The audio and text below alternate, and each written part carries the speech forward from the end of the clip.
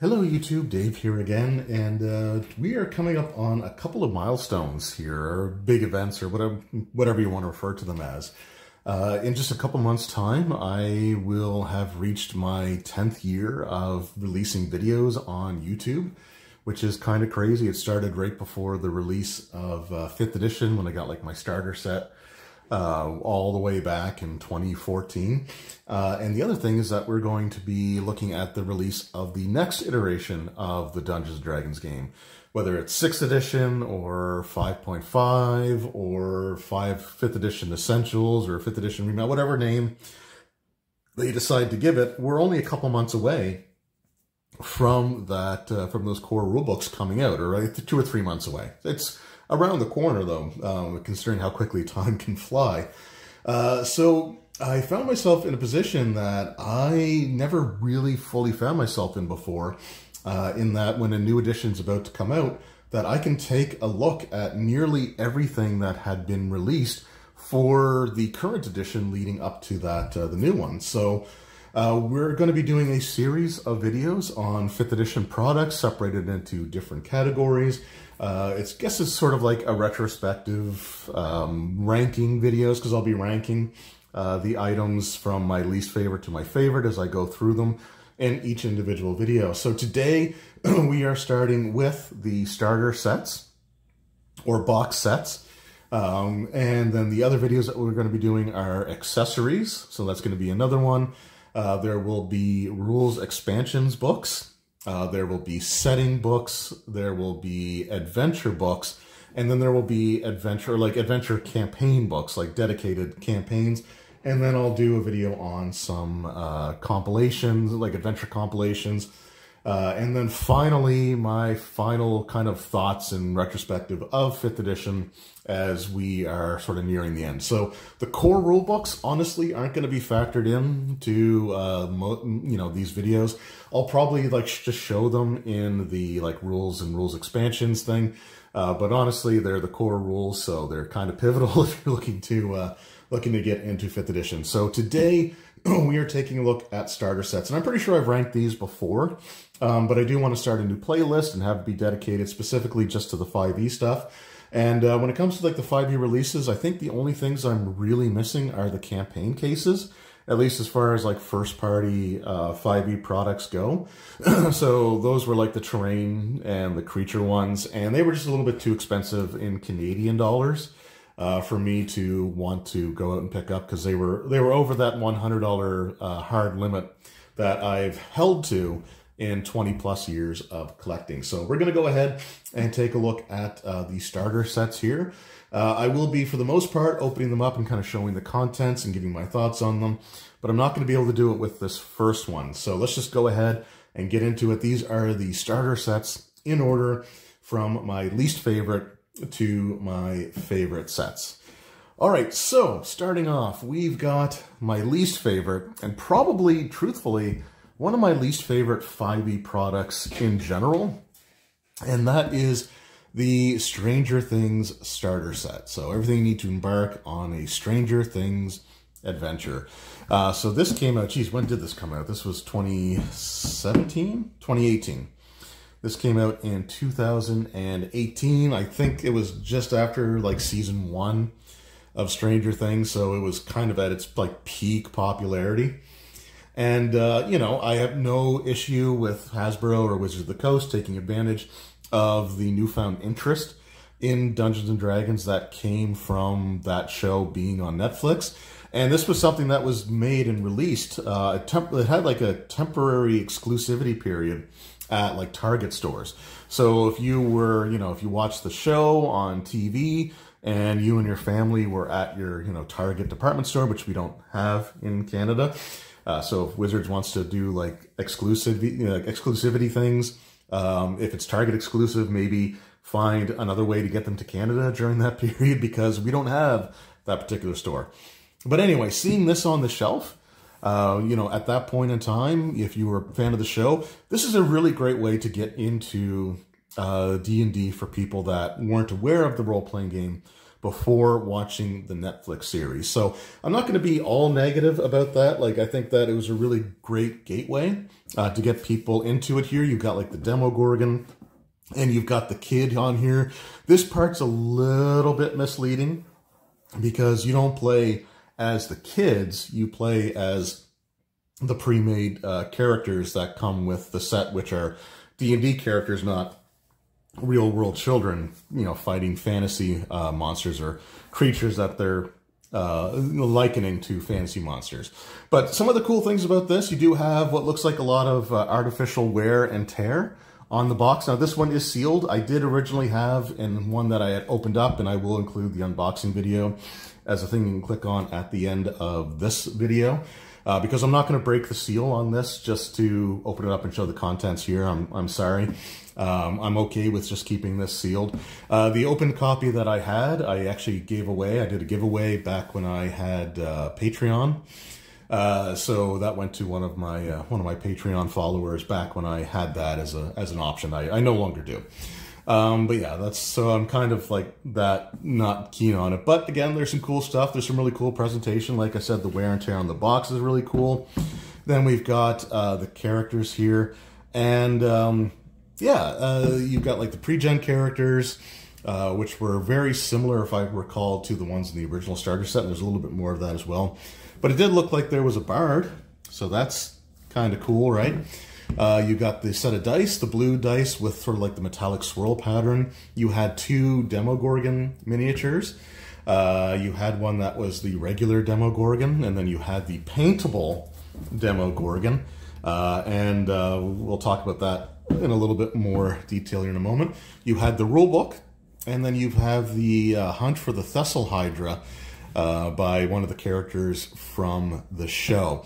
So again, one of the things that this set does really well is presentation. There's some really great aspects to it there, like I said, with the box, but also the adventure booklet here, because that legitimately looks like, you know, like a kid's scribbler that they would have like doodled in and done stuff like back when they were like 10, 11 years old.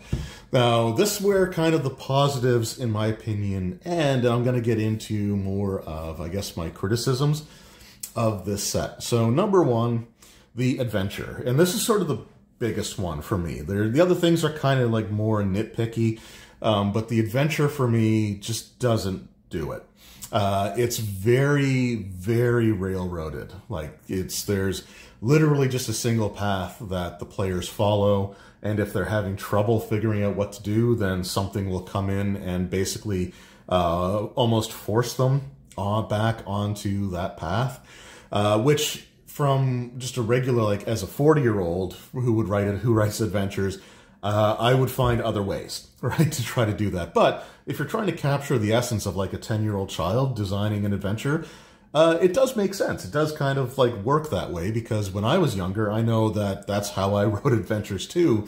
But there's a difference between capturing the aesthetic of something designed by a child and then capturing the writing style and the gameplay that would come from that same 10-year-old child's game. For example, when they go into the Upside Down or whatever realm that they transfer into, because I haven't actually watched the show, there's a moment where this NPC comes in and essentially gives them directions on where to go next. This NPC has no stat block, nothing along those lines, and it states very clearly that if the player characters insist on attacking this individual, then they, instead of having, like, they take no damage from any of the player's abilities, they get 2 attacks per round that they always hit on, they always crit on, and I think they always do, like, max damage. It was just, like, it was very obviously, like, a DM's pet NPC, which, again, if you're trying to capture the feeling of what a child would do when they're, like, designing some of their earlier adventures, totally makes sense. Totally, I get it. But for somebody who wants to run this for a group of adults, I would not run that adventure. Another big issue that I have with this is it was a reskin in a lot of ways of the original 5th edition starter set. And where it's the most obvious is in the rulebook here. Now, the rulebook is sort of like a basic set of rules, so it's not necessarily the information contained in there that's the biggest problem. The biggest issue is when it comes to the section with all the monsters in it. Because with the exception of the Demogorgon and the Thessal Hydra, all the creatures that appeared in the 2014 starter set appear in the bestiary section of the rulebook, whether they appear in the adventure or not. Like, there's not a green dragon in the adventure, but there's a green dragon in the creature stat blocks. I don't recall there being a Flame Skull or a Noth. There might have been a Nothic, but I don't recall there being a Flame Skull in the adventure. And there's one in the adventure book, or in the rule book. So they kind of copped out a little bit there. Another thing is that they took screenshots from the show and used it for the artwork inside of the rule book, with the exception of like the creature artwork, which was literally taken from the original starter set, which also appeared in the monster manual. And like, that's fine. You know, generally, like, I've done licensed product reviews, and I had mentioned in those that, like, if they had just used screenshots for things like the Alien role-playing game or the Blade Runner role-playing game or the Lord of the Rings for 5e, like, if they had just taken movie screenshots and just used them for the artwork in the books, I wouldn't have necessarily been against it, because it makes sense for them to do that. And I got that mindset because that's what they do here. But all those other products actually commission unique, fresh new art for all their things. And I think they could have done a little bit more in terms of that. But truthfully, the biggest thing is just that the adventure is extremely, extremely railroaded. And the rule book is literally just, you know, swapping the art assets out for screenshots from the show and using all the same monsters from the original one, whether they appeared or not. You know, foregoing the opportunity to add a few new creatures that they could have thrown in as like random encounters or something like that. It felt a little underwhelming. And speaking of underwhelming, these Demogorgon figures, the difference between the painted and unpainted Demogorgon is that the painted one has the pink on the inside there and looks like it was hit with a wash. That's it. That's all you get as far as like the painting is concerned. They didn't even like make the teeth white. It's just literally like just pink inside the mouth and like a pink wash over the miniature. Otherwise, there's nothing to distinguish it from the original. So the Stranger Things starter set was, you know, it was what it was. It was a product designed to capitalize on newfound interest in the game from a TV show or Netflix series. This was meant to be like at your department stores. This was meant to be something that is going to, you know, appeal to a much broader audience and try to get them into the game. From that perspective, I think it works. And if you're looking at the idea that, you know, a lot of younger children, that might be their introduction to the game, then maybe that adventure is not such a bad thing to get them into it. But for me, for my sensibilities, there's a reason why I gave away the copy that I opened, and a reason why I'm keeping this sealed and have no interest in reopening it. So the Stranger Things starter set is definitely a product of its time, and it's one of the reasons that it's just my least favorite of the starter sets. All right, up next, we have another licensed starter set, but a far better one. And this is the Rick and Morty, or Dungeons & Dragons versus Rick and Morty. This is a starter set. It's basically the same type of product that you would have gotten before, but with a Rick and Morty theme to it. There was a Rick and Morty versus Dungeons & Dragons comic series, which I do have the trades of in my game room. I don't record there right now because, again, we have our puppy. He likes to kind of mill around, and there's just too much stuff for him to get into trouble with since I haven't had a chance to buy the shelving units and stuff that I need for the game room. There's been other things that have sort of been an issue here. But this is an example of, like, this is sort of the polar opposite of the Stranger Things set, because they went really the extra mile, I think, for this one here. So for starters, we do get a set of dice, and this is a full set of dice. You've got the 2d20s, the 4d6, you have the percentile die, and you have like the Morty colors, which I think is really, really cool, like the yellow shirt and blue pants. I think that's great. The rule book is, again, it's very similar to the original starter set. Like, I want to say that it probably has some of the same creatures in here as well. If there's monsters in here, I don't think there's actually monsters in the rule book. But again, the presentation is fantastic. It looks, again, like a scribbler, and you've got like Rick's sort of you know, thoughts and him chiming in all the way through, and he's taking it from the perspective of like one of those old school, you know, AD&D, like theater of the mind type of players, who's just like all about like, you know, getting in, killing stuff, taking their things, yeah, that kind of stuff. But anyway, it's really kind of cool. Like I said, the presentation is great. You have the conditions that are included here, but again, you've got them replaced with like Rick and Morty characters, which I thought was great. And then you've got the big Rick Energy adventure book. And yeah, so the adventure book, again, it does use the same creatures that we'd seen in the original starter set and in the Stranger Things starter set. However, the one thing that I will say is that they make a far better attempt at using all of these creatures in the adventure as opposed to the Stranger Things, which really didn't use very many of them. The only thing, again, I would have liked to have seen here would have been like the Rick and Morty art style for all the creatures in like the monster section. But it's a nitpick, right? It is it is a nitpick. It is this, again, the same creatures with the green dragon and the flame skull and the spectator and all that. But this does do a better job of introducing them into the adventure. This one was also the first of the box sets, to my knowledge, that actually came with a DM screen. And again, you know, it's pretty good. This is meant to be a starter set, so I tend to, you know, be harsh on the fact that all the 5e GM or DM screens have the conditions on them.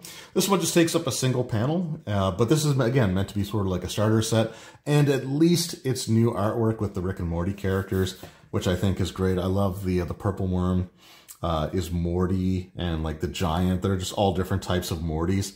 I thought that was great. And then the artwork here, again, also really, really cool. Keep hitting the camera. I am recording this at a really awkward angle, so I'm reaching around things, trying to get all this stuff out. So here we got the comic series. Like I said, the advertisement for that, and then we've got our characters. And again, these are just sort of reskinned from the original starter set. So we got our folk hero fighter. That's basically like a ranger fill-in. We have our half-elf wizard. We've got our half-orc thief. I don't think the original thief was a half-orc, though. But we got Morty, so Morty's the half-orc thief. We've got Beth as the wood elf cleric. And then we've got our noble fighter there, just being meat face, a character that appeared, I think, just in the comics. So anyway, again, really, really cool stuff. This is, once again, kind of a... this is a novelty. Right, like I don't think you'd play too many serious games of D&D, such as serious as you can be about, you know, a game. But this is still far better as far as a licensed product is concerned than what we had with the Stranger Things set. So the reason that I rank it down where I do is just because it is another licensed product. So I probably would never find myself actually running it unless I wanted to, like, for a kick. If I knew that my group was made up of like really big Rick and Morty fans, then I might consider using this. But for now, it's a really, really cool set. And it was definitely a step in the right direction with the full set of dice and the DM screen included. I think that's really cool. The artwork is fantastic. I think a lot more care and a lot more effort went into this set as opposed to the Stranger Things set. That said, it is a licensed product, so it's going to have a limited appeal, and I am kind of glad that they started moving away from like licensing things like that, but it was still cool for, you know, the time that it was in.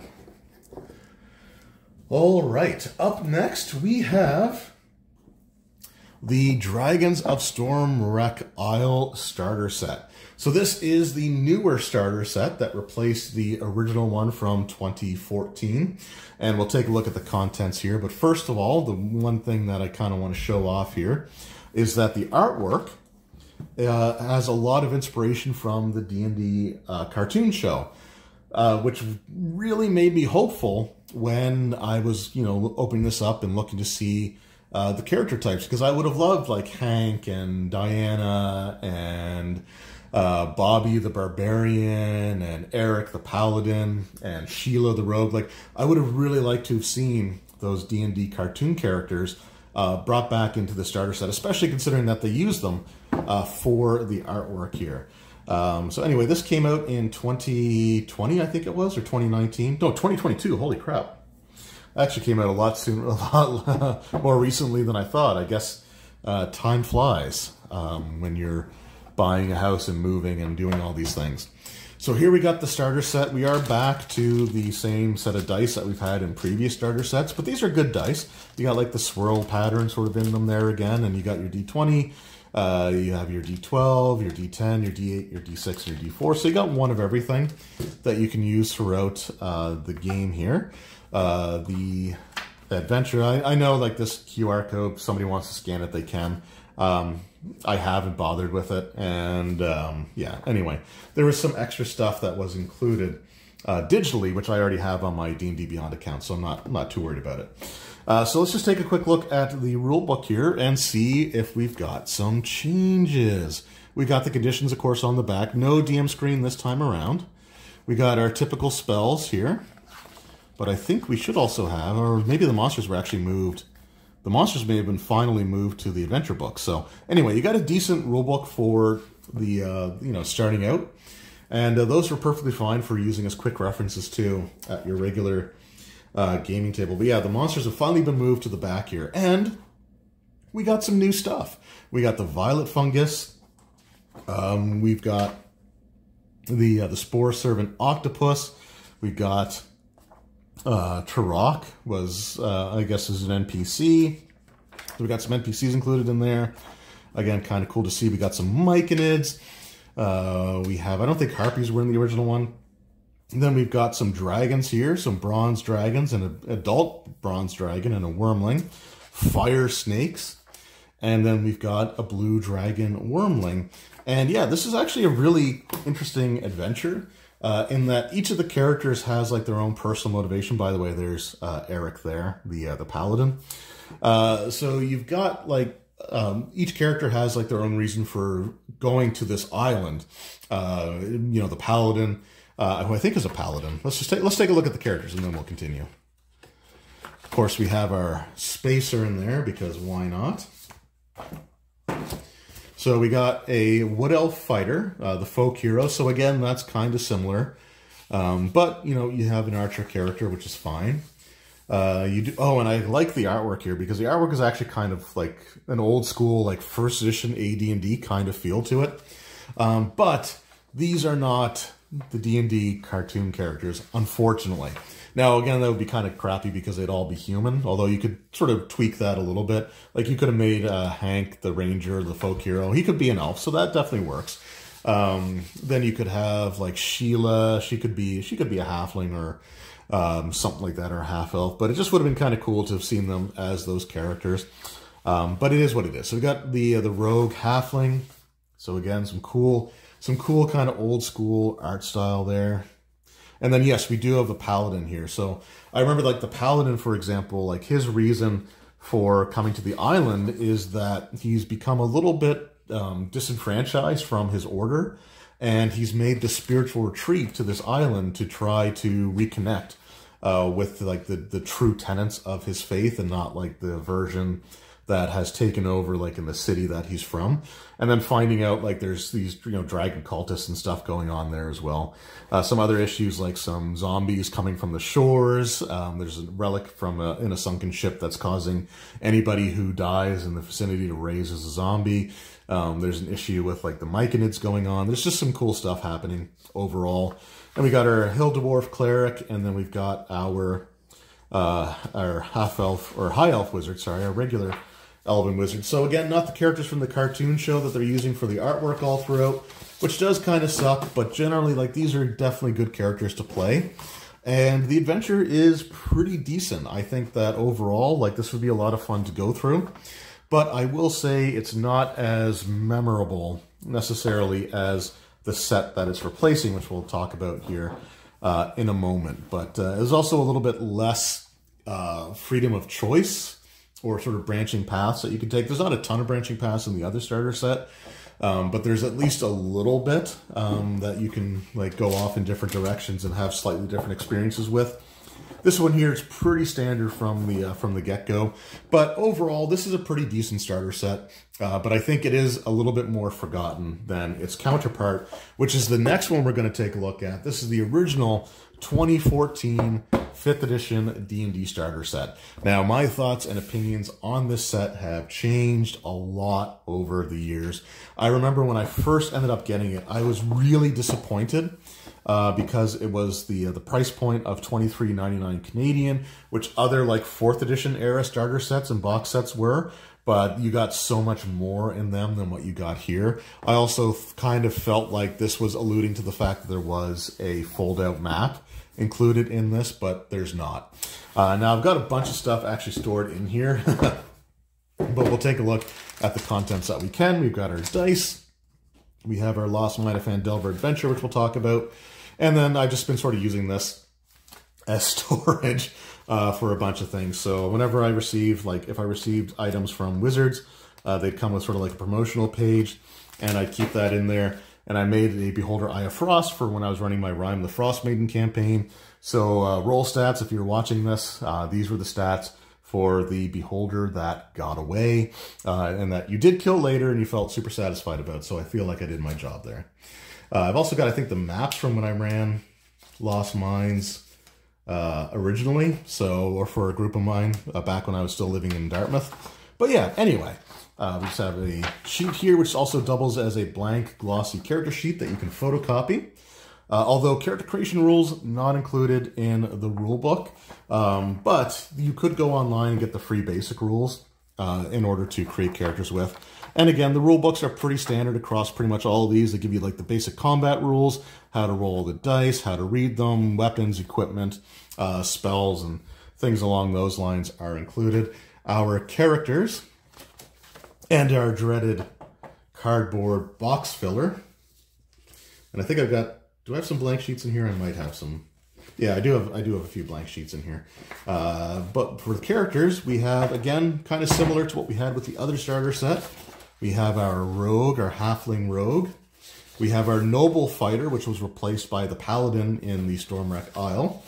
We got our hill dwarf soldier cleric, our wizard acolyte, half-elf wizard acolyte, and our human folk hero fighter that uses light armor and wields a bow. And just interestingly enough, my copy of the starter set also came with an extra copy of the noble character. So those were the basic characters there. But the big thing about this set, and the thing that really kind of warmed me up to it over time, because like I said, I just wasn't a huge fan when I first got it. I felt like the fact that half the box was empty, there were no maps included for you to like fold out and have on your table. I felt like that was a bit of a missed opportunity. So I was really down sort of on the starter set when it first came out, but my opinion did change, especially when I got to run the Lost Mine of Phandelver. So this is something that we don't get too often, in that this is a common shared experience that a significant number of people that are getting into Dungeons & Dragons for the first time, this may have been their first adventure. This may have been the first thing that they ever played for D&D. Similar to how the Keep on the Borderlands back in the day was people's introduction back then. This is sort of a new generation version of that. I'm not going to say it's quite to the level of, you know, memorableness or whatever you want to refer to it as the Keep on the Borderlands. But this adventure, I think, definitely deserves to be like held in high regard, and for like influential adventures for people getting into the hobby. I think this has got to be like top 5. I know a lot of people that I've talked to at game stores or even in like the comment sections on videos that had just gotten into D&D with 5th edition, and they all had great memories of playing through the Lost Mine of Phandelver. So I think that's a really, really great thing to have there. The basic premise for this one, which I didn't really get into with the other adventures, but again, you've got the player characters being hired by an explorer or merchant to deliver some goods. He goes up ahead of you. He gets ambushed. and captured, and the rest of the adventure revolves around trying to find him. The biggest thing that I really enjoyed about this adventure was kind of the middle section. So you got like the hideout where his entourage was kept, but the dwarf merchant, he was long gone by the time the players get there. But the big thing here is that once you get into the town itself, you can explore around. There's rumors that can take you in a number of different locations to find the location of this Fandalen mine that had been lost, like this dwarven mine that had been lost to legend. And you have to sort of explore around, and different groups may go to different locations. For example, my group went to the Dragon's Tower. So they actually fought the Green Dragon, and that was a major moment. Like, it came down, I think, to just a single player, and he started calling his character Dragon's Bane after that, and that was a brutal fight. Like, that was an absolutely vicious fight before he finally managed to land the killing blow here. But this is an adventure that I think deserves its place on, like, the all-time greats as far as like pre-published D&D adventures go, because again, for so many people, this was their red box. This was their basic rules from, like, you know, the 80s or late 70s. This was their introduction, and this is a legendary, I think this is a great adventure. Now, this box set, again, was discontinued in favor of the Dragons of Stormwreck Isle. However, the Lost Mines of Phandelver adventures can still be found quite readily. If you go on to D&D Beyond, and this was pointed out to me in a previous video, so I want to thank all the people that let me know this, because I don't really follow D&D Beyond.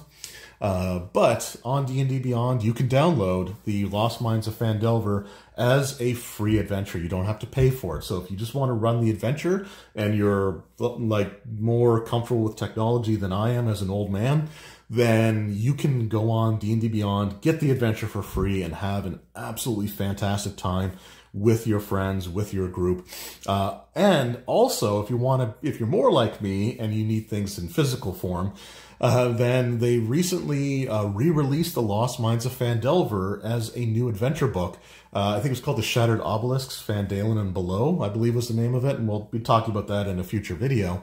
But what's great about that is it includes the original Lost Mines of Phandelver adventure. At first I thought it was like a sequel to it that just had you going back and revisiting locations, but it actually was, the first half of the book was the Lost Mine of Phandelver, reprinted for those that wanted physically, that missed out on the original starter set.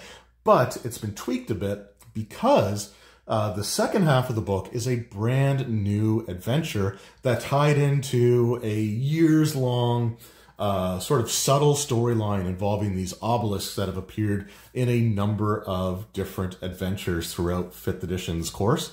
So it was really kind of cool to see that there was a sequel to the Lost Mines, and they did tweak the original Lost Mines adventure to foreshadow that there were some things going on. So this starter set, as much as I was down on it when I first got it, I've completely done a 180 on this, and it's not my favorite starter set, obviously, because there's one more entry in this video alone. But I will say this is definitely far better than I gave it credit for initially. It's a shame that it's out of print, but the Lost Mine of Phandelver Legacy does live on as a free download on D&D Beyond, or as the Phandelver and Below Shattered Obelisk book for 5th edition as well. So we are coming to the final product in this video. This is my favorite. This is my favorite box set, I guess whatever you want to call it, starter set type product for 5e. And again, this is just my opinion. Others will vary, obviously. But this is the D&D Essentials Kit. This thing is awesome. This is everything that I wanted all those other starter sets to be, and something that the Rick and Morty set came the closest to being. So this came out in 2019. Okay, so this came out in 2019, so 3 years before the new starter set, but a few years after the original starter set. But this includes maps, like we're going to look at all the stuff in here. Full set of dice, some game aid cards, a screen, and the ability to create characters. Now, I love the idea of having pre-gen characters contained in starter sets, but one of the best ways to start learning a game is to make a character for it. Right.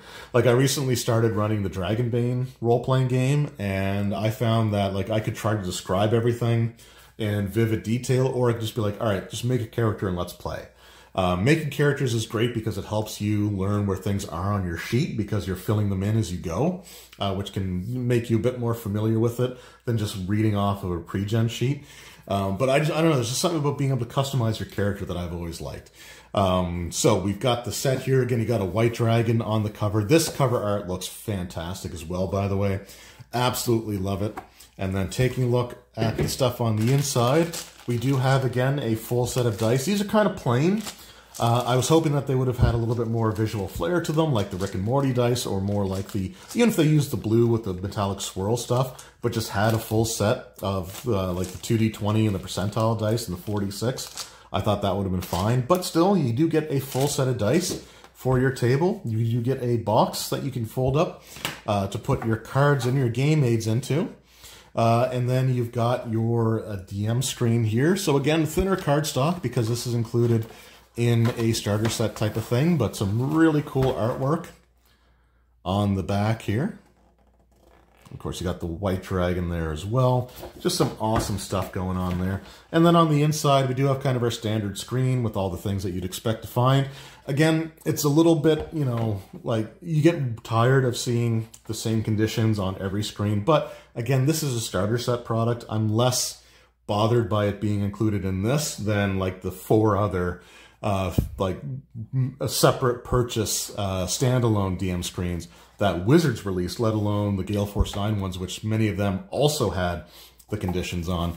But anyway, you've got all the stuff that you'd expect to find on your DM screen, which is great to see. We do have our map of the Sword Coast on one side, and then the map of Phandalin on the other. So we do get a Phandalin map.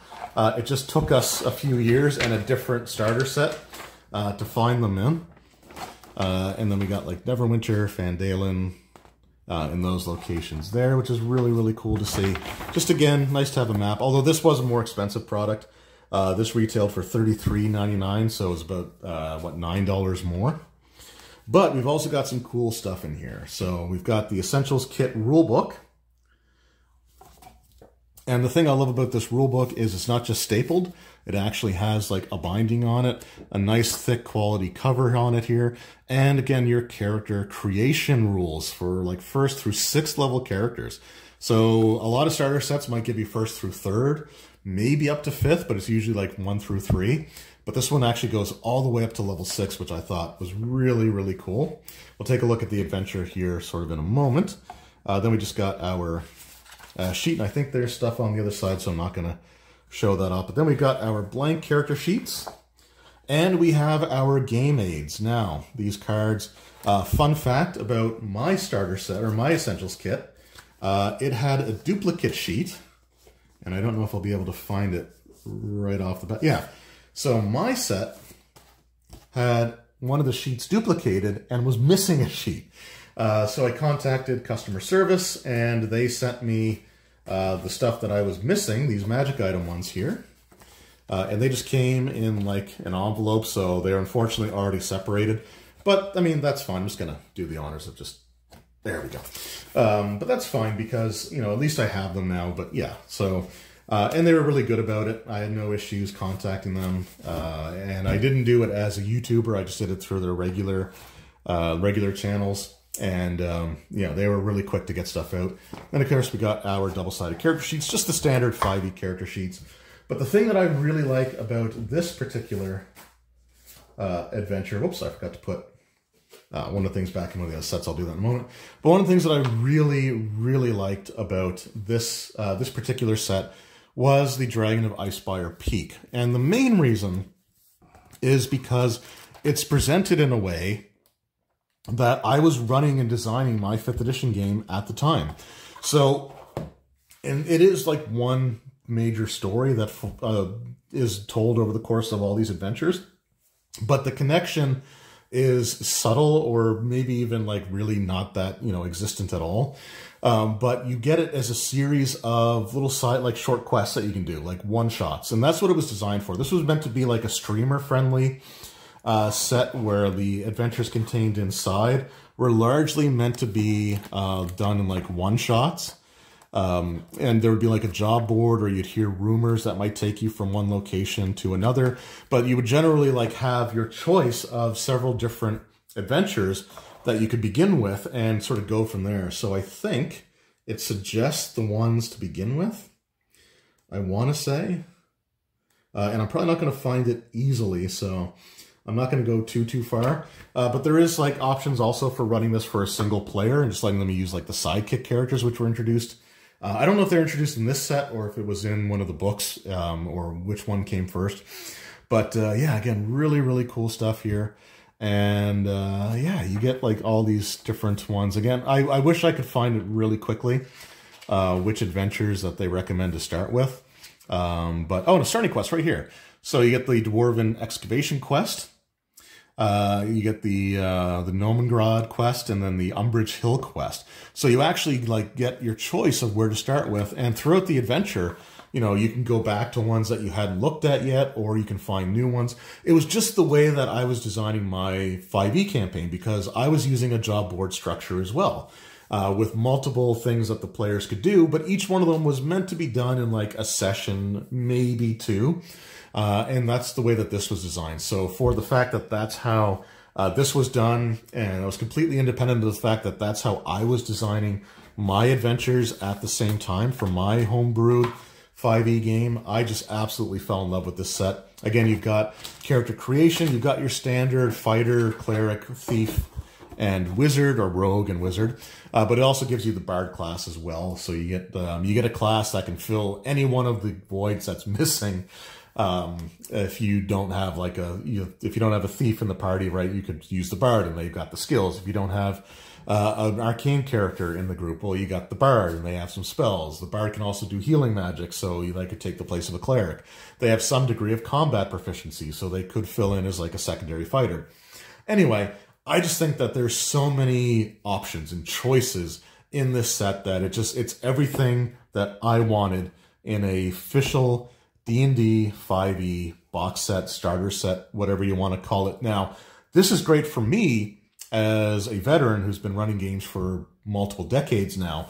I will say that if you were brand new, like getting into your very first set of adventures, I think you probably would be better served with the original starter set, or the like the Dragons of Stormwrath Isle, if that's all you could find at the time.